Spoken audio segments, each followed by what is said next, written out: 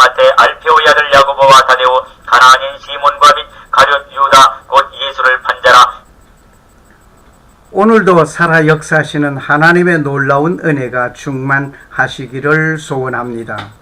오늘은 예수님의 12 제자 가운데 의심이 많은 도마에 관하여 조명하려고 합니다.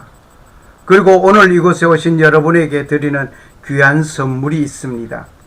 도마가 의심이 많아 예수님이 진짜 십자가에 달렸던 분, 다시 살아나셨다고 하니 직접 확인해 보려는 가운데 예수님의 창자국을 손가락으로 확인하는 그림을 드리겠습니다.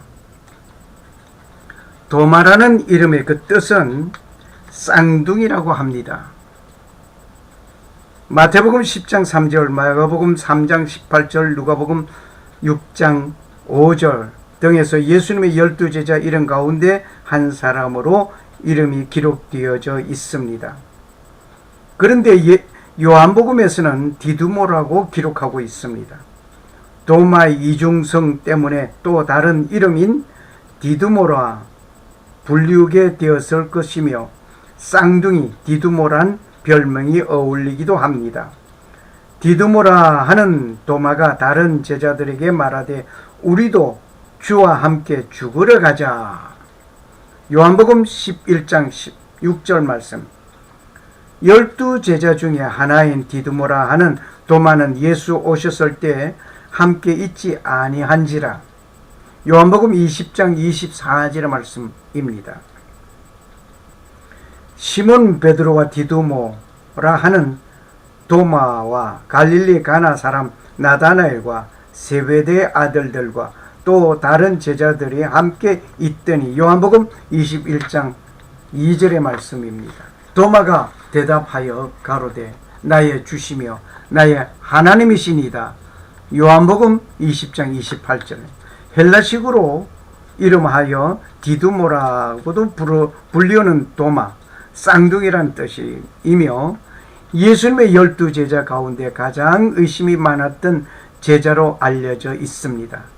도마가 예수님을 만나 제자로 부르심을 받게 된 경위는 성경에서 찾아볼 수 없습니다. 그러나 다른 제자들의 경우와 마찬가지로 도마 역시 하나님을 경외하며 메시아의 강림을 고대하던 중에 예수님의 제자로 택함 받았을 것으로 추측합니다.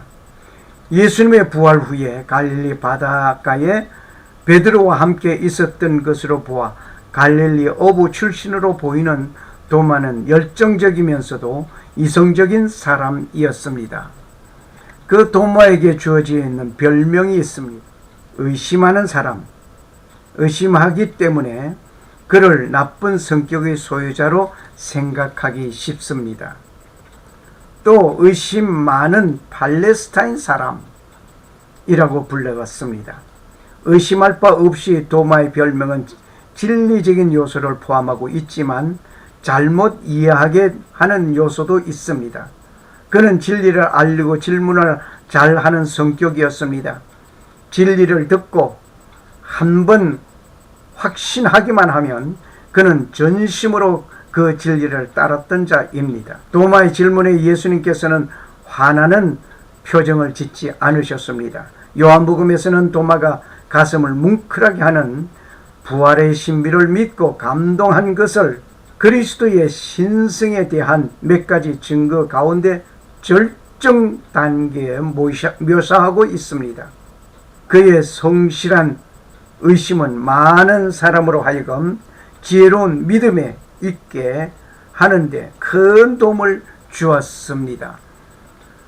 그리고 의심하는 사람이 아니라 질문하는 사람이란 별명이 도마에게 더 적절한 표현일 것 같습니다. 예수님의 제자 서열을 우리가 보면은 도마는 12 사도의 명단을 제외하고는 세 복음서에서 별로 언급되어 있지 않습니다. 마태복음에서는 7번째로 기록되어져 있습니다. 마가복음과 누가복음에서는 다 같이 8번째로 기록하고 있습니다. 뿐만 아니라 부활 후에 다락방에 있을 때에는 6번째로 기록되어져 있습니다.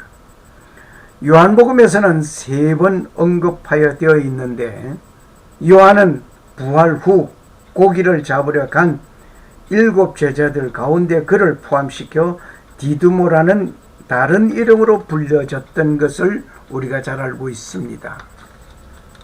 도마의 정직한 그 의심, 예수님께서는 부활하신 후 처음으로 다락방에 있는 제자들에게 나타나셨던 날 밤에 도마는 그 자리에 없었습니다. 도마는 왜 참석하지 않았을까요?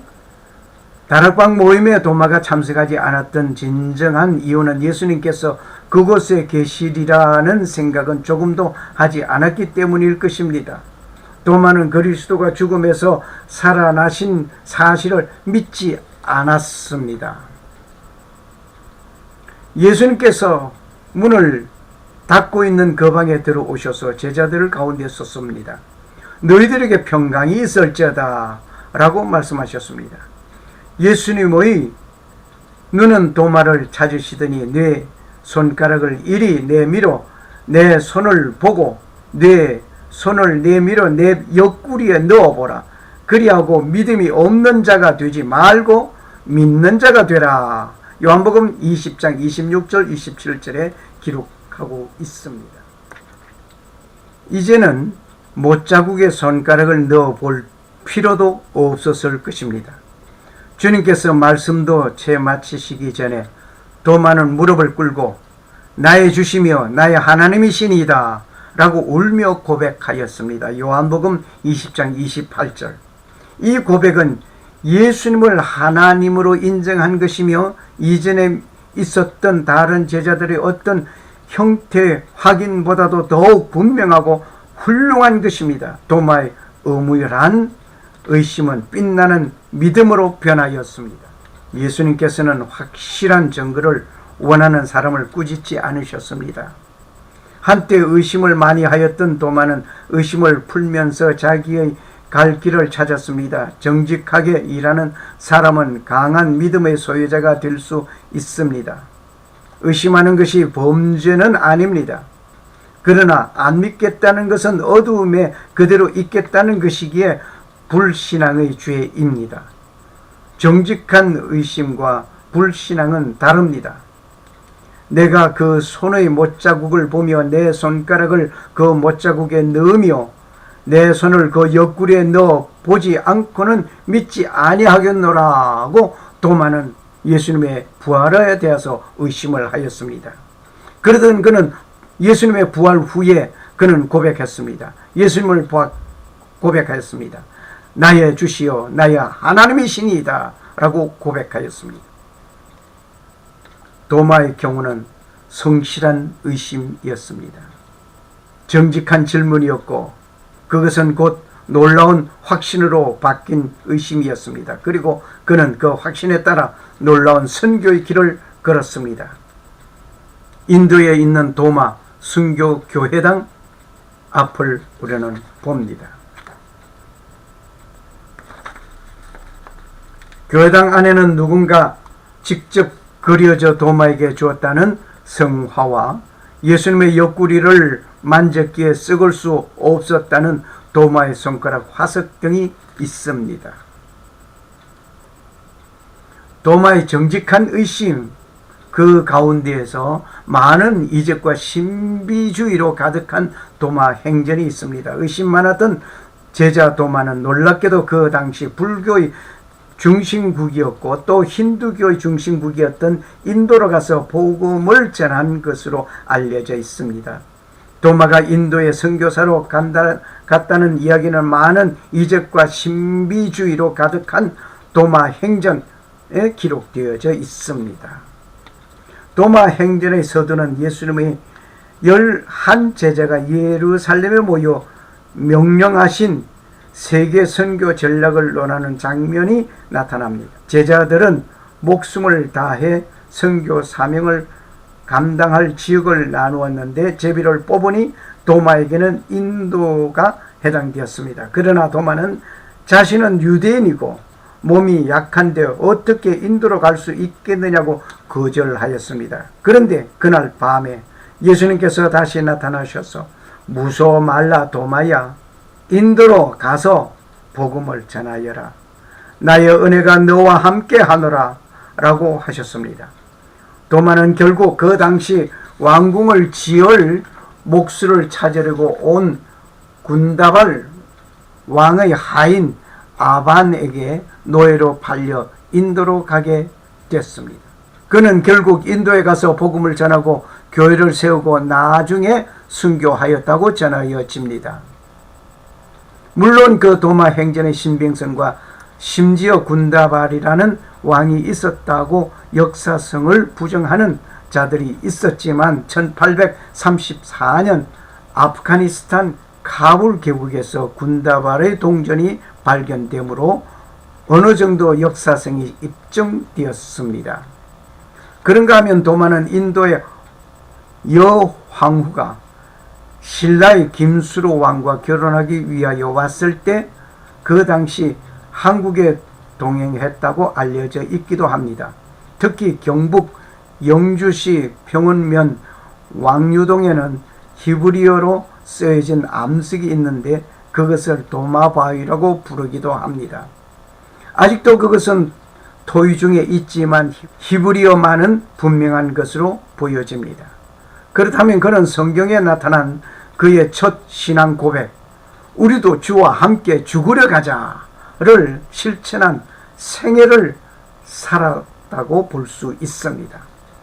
도마를 부르시고 사용하시고 만들어 가셨던 주님이셨습니다. 바로 그 주님은 오늘도 제자된 우리에게 함께 가자고 우리를 부르시고 만들어 가고 계십니다. 주님을 찬양합니다. 디두모라고 하는 도마를 말합니다. 우리도 같이 죽으러 가자 라고 일사각오의 신앙을 가지었습니다. 다섯 번째로 도마 복음서를 봅니다. 도마 복음서는 기독교 신약 성서 외경의 하나로서 서문에서 예수의 12 제자 중 한 명인 디디모스, 유다, 도마가 썼다고 주장하고 있습니다. 이 문서는 이란으로 배척된 영지주의 문서로 알려져 있습니다. 고대 그리스의 원문을 콥트어로 번역한 것으로 보이는 완전한 콥트어 판본이 1945년 나지안마디에서 발견되었으며 이후 1898년 이집트에서 발견된 그리스의 문서 중 일부가 도마 복음서인 것으로 판명되었습니다. 도마 복음서는 4대 복음서와는 달리 예수의 삶에 대한 내용을 담지 않고 있으며 예수님의 가르침만을 다루고 있는데 소위 겨자씨의 비유 등의 일부 내용이 복음서에도 나오는 내용입니다. 도마 복음서는 비슷한 이름의 문서인 도마 행전, 도마 유아기 복음과는 다른 것입니다. 1945년 나지 함마디에서 발견되었습니다. 이 문서는 이집트의 고문서성의 소유였습니다. 1956년 사진 촬영판이 출판되었고 1959년부터 학자들이 본격적으로 연구하기 시작하였습니다. 일반인들에게는 1975년에 알려졌고 이후 많은 번역이 존재합니다. 도마 복음서의 콥트어판이 발견된 이후에 학자들은 이집트의 옥시링크스에서 1898년 발견된 그리스 문서들 중에 도마 복음서의 그리스판이 있었습니다. 흔히 후자를 구별하여 그리스 도마 복음서라고 부르고 있습니다. 후자는 200년경에 필사되었다고 추정하고 있습니다. 콥트판은 340년경의 문서로 추정되고 있습니다. 많은 학자들은 콥트판이 그리스판의 번역이라고 생각하고 있습니다. 여섯 번째로 도마 복음서의 그 내용을 좀 보겠습니다. 도마 복음서는 예수님의 가르침만을 담고 있는 의록 복음서입니다. 도마 복음서는 다음과 같은 말로 시작됩니다. 이것은 살아있는 예수님께서 했던 비밀의 말씀이며 그것은 디두모스 유다 도마가 기록한 것이다. 그가 말하였다. 누구든지 이 말들의 뜻을 밝히는 자는 죽음을 맛보지 않을 것이다. 이는 114개의 어구로 이루어져 있어 장 대신 114구로 구분한다. 따라서 시편보다 더 짧은 구절로 되어 있다. 예수님의 가르침이라고 되어 있습니다. 이들 중 일부는 사복음서에 나오는 것들과 비슷하지만 그 이외의 것은 발견되기 전에 알려지지 않았던 것들입니다. 영지주의적인 내용이 많이 포함되어 있습니다. 대표적인 것은 다음 3구입니다. 예수님께서 말씀하시니라. 만약 너희 인도자들이 너희에게 말하길 보라 아버지의 나라가 하늘에 있노라 한다면 공중의 새들이 너희를 앞설 것이요 만일 그들이 너희에게 말하길 아버지의 나라가 바다에 있노라 한다면 물고기들이 너희를 앞설 것이라. 차라리 그 나라는 너희 안에 있으며 또 너희 바깥에 있느니라. 너희가 자신을 안적 알려진 바 될 것이요 너희가 살아계신 아버지의 자녀임을 깨달으리라. 그러나 만약 너희가 자신을 모른다면 빈곤 가운데 사는 것이며 또 너희는 빈곤이니라. 흔히 이것을 내부로부터 자각을 주장하는 영지주의적인 구절로 해석하고 있습니다. 그러나 누가복음 17장 20절에서 25절과 유사하기도 합니다.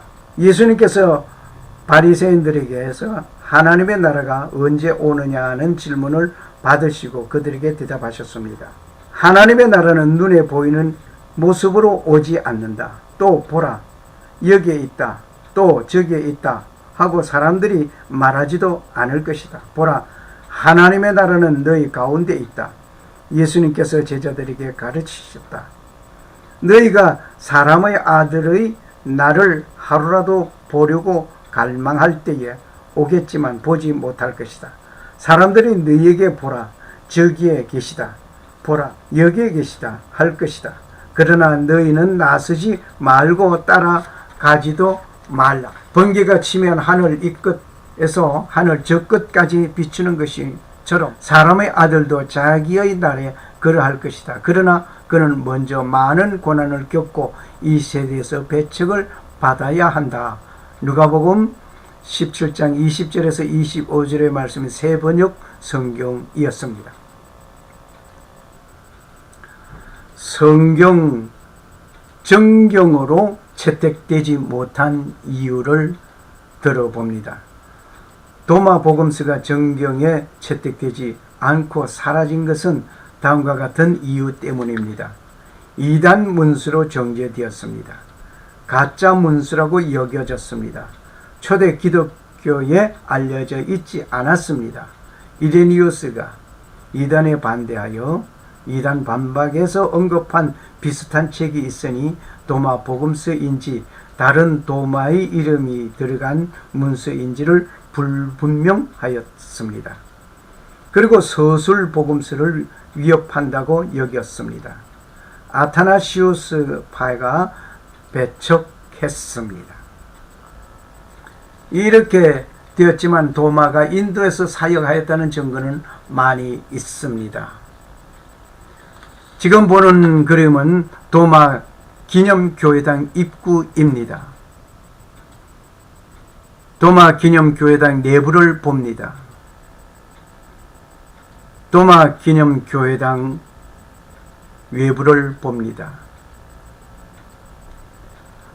도마 기념교회당으로 가는 길에 도마가 인도인에게 설교하는 모습의 동상들을 세워놓은 것을 봅니다.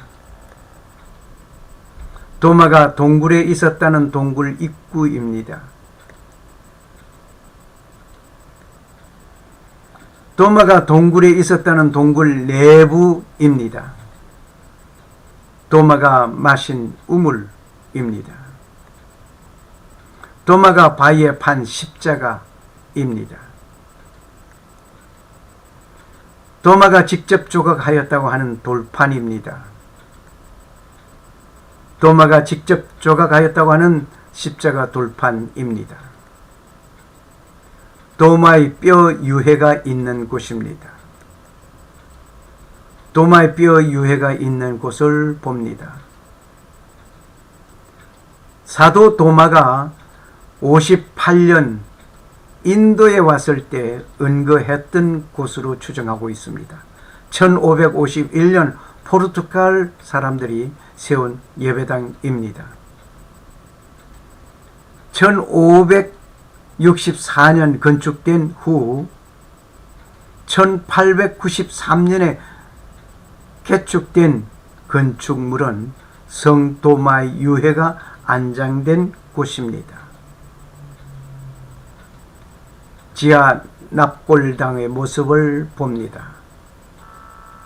감사합니다.